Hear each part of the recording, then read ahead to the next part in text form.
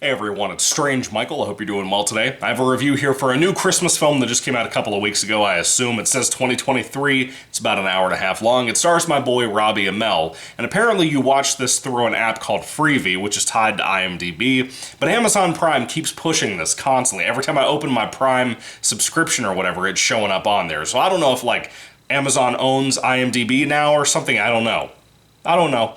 But anyway, this film is geniusly called EXmas, as in not just X-mus taking the Christ out of Christmas, but EXmas, because this is about two exes who have to share a family at Christmas time. Basically, Robbie Amell, my boy from the CW Arrow Flash TV shows Legends of Tomorrow, was his big thing. I always liked him. I always thought he was really good. So was his cousin Stephen Amell, two really good, talented actors and comedians and athletes even too. These guys are really cool, and Robbie Amell stars in this film, which my wife loved. Robbie Amell is not only a handsome fellow, but he's a really talented, funny guy. I genuinely like him a lot as a younger actor.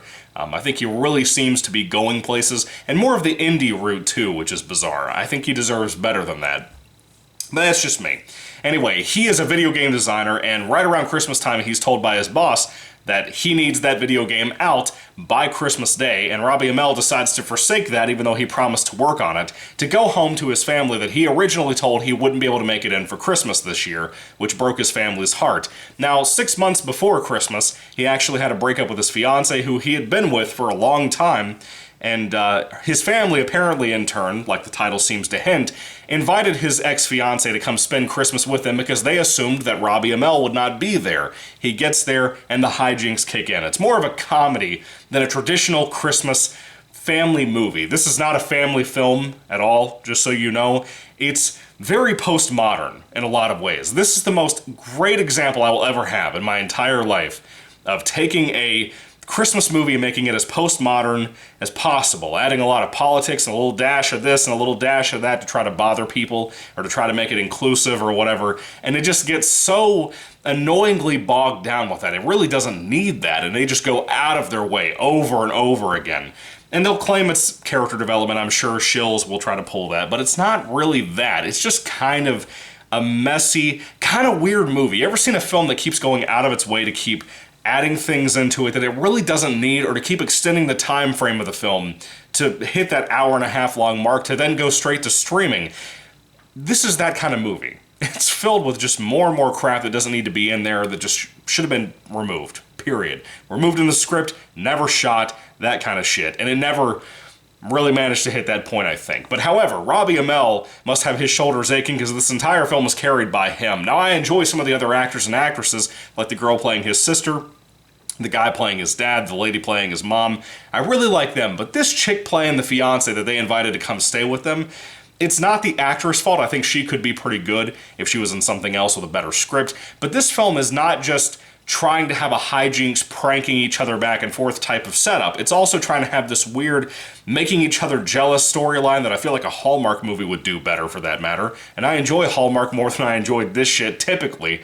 Not something like The Christmas Village that I reviewed about a month ago. That was bad, man, and that came out last year. That was the worst Hallmark movie I've ever seen in my life. But anyway, this movie just, that poor young actress playing the ex-fiancé could have had more going for her. She could have had a better script, a better haircut for that matter. Jesus Christ, it's like the equivalent of a female bowl cut. If you haven't seen this movie, don't.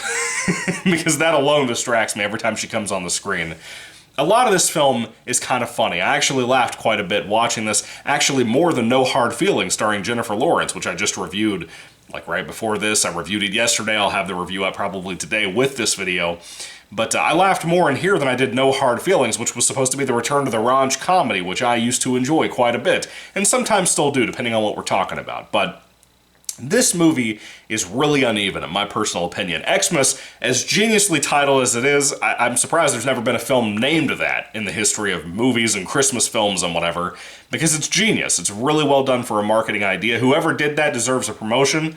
Just saying. I don't know if it was the scriptwriter or somebody else who came up with that title, but it's genius. But the actors and actresses, they're solid. Robbie Amell carries the whole film, like I said. He's fun to watch. He's an enjoyable, cool guy. And aside from that, the writing is messy. The look of the film is kind of cheap, which is fine. This is a lower budget Christmas film, an indie movie if you want to call it that. I'm cool with all that.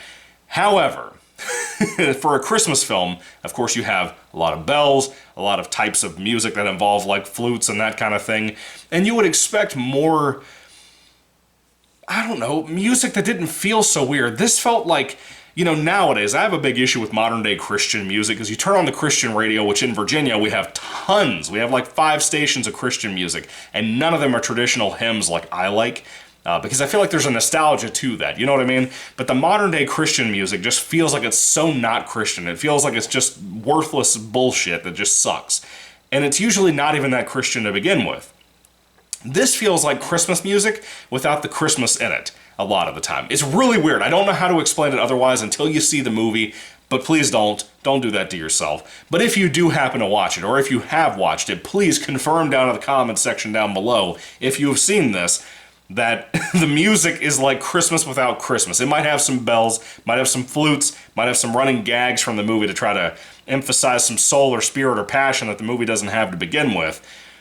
But it doesn't really feel like Christmas music. The music of those songs kind of does at first, and then you get to the lyrics and you're like, what the hell am I listening to? Why is this in a Christmas movie? It's very weird in that way. It's very inoffensive in that way, but in a weird, hallmarky type of way. Like, very plastic way, I guess is the way to call it. It's a weird-ass Christmas movie. If you haven't seen this film, it's not really a straight-up romantic comedy like a Hallmark film would be. It's more of just a direct family comedy. Think of the Vince Vaughn film that was super uncomfortable back in the day called Four Christmases. I fucking hate Four Christmases. I can't talk. Personally, I hate Four Christmases because I came from a family, so did my wife, that our parents were divorced, and it was not funny. And it's not anything but awkward and annoying having to hit place after place after place on Christmas Eve and Christmas Day. It's always been like that my entire life. It's always been like that my wife's most of her life, because her parents got divorced a lot later than mine did. But it just really, that kind of shit bothers me, and like Four Christmases is a super uncomfortable film. This is a really uncomfortable Christmas movie too. I don't really recommend it, if I'm being honest with you. I think it's not really even at average for a content piece, a piece of media, whatever you'd like to refer to it as. So anyway, when it comes to the geniusly called EXmas, which should have had a better movie for this awesome title, if I had to rate it on a 5-star basis, I'd probably give it like a 2 out of 5 stars. Not a big recommendation for me, but not a bad movie. I think there's other people out there, especially younger audiences, that I think would like this a lot more than somebody like me, who's almost in my 30s. But for people who like more comedy than straight-out Christmas films, you'll probably like this a lot more than I did. But if you're a big Christmas fan of the traditional sense, probably not. You probably won't like it that much. It's not that great. Anyway, 2 out of 5 stars for EXmas. What did you guys think about it? I'd love to hear your thoughts and comments about it down in the comment section down below. What'd you think about the movie? Anyway, thank you all for watching, guys. God bless you all. Next week is Thanksgiving, so have a nice, happy... Oh, no, wait a second. This week is Thanksgiving. Oh, shit. That's right. I keep forgetting that's happening. I have to work today and then I'm off, which is cool. Anyway, thank you all for watching, guys. God bless you all. Happy Thanksgiving once again. Merry Christmas, even. Fuck it. Let's say it. Merry Christmas now. God bless you all. Goodbye.